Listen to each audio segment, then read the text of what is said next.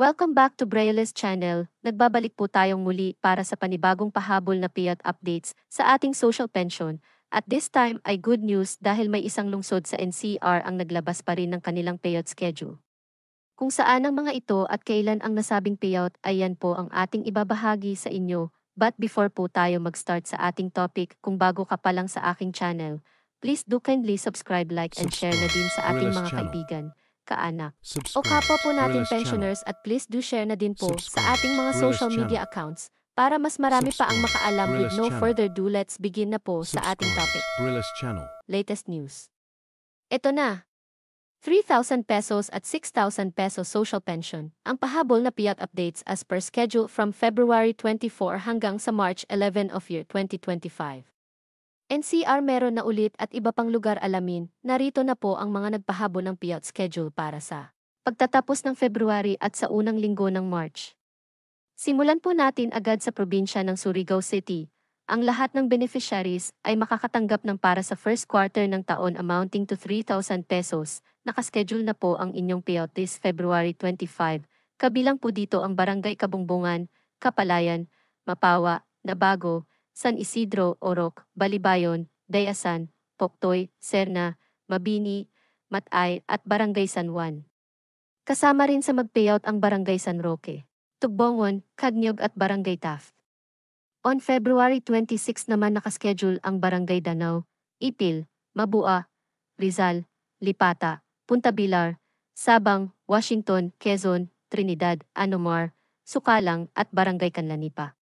On February 27 naman nakaschedule mag-payout ang Barangay Buenavista, Alang-Alang, Luna, Silop, Bonifacio, Cantiasay, San Pedro, San Jose, Cagutsan, Mantiagao, Bitawgan, Sugbayanawan, Libuak, Alegria, Baybay, Bilabid, Katagman, at ang Barangay Sidlakan. Kasama rin, mag-payout ang Barangay Kisondra, Aurora, Zaragoza, Nonok at Barangay Talisay. Ang sumunod na po natin ay sa National Capital Region agad, at ito ay sa lungsod ulit ng Pasay City. Ang lahat ng beneficiaries ng Pasay ay makakatanggap ng para sa second semester ng nakaraang taon amounting to 6,000 pesos. Mag-start ang payout this February 25 para sa Barangay 41 hanggang Barangay 60. Ang Barangay 61 hanggang sa Barangay 80 ay nakaschedule naman on February 26. On February 27 nakaschedule mag-payout ang Barangay 81 hanggang sa Barangay 100. At ang Barangay 101 hanggang sa Barangay 120 ay nakaschedule mag-payout on February 28. At pagdating ng March 1, nakaschedule na mag-payout ang Barangay 183. On March 3 naman nakaschedule mag-payout ang Barangay 121 hanggang sa Barangay 140. Sa March 4 naman nakaschedule ang Barangay 141. Hanggang sa Barangay 160, on March 5 nakaschedule ang Barangay 161 hanggang sa Barangay 172. Ang Barangay 173 hanggang sa Barangay 180 ay nakaschedule on March 6. Ang Barangay 180 hanggang 182, 184 hanggang sa Barangay 188 ay nakaschedule mag-payout on March 7. At sa March 8 ang Barangay 201 ang nakaschedule. Pagdating ng March 10, nakaschedule mag-payout ang Barangay 189 hanggang sa Barangay 193.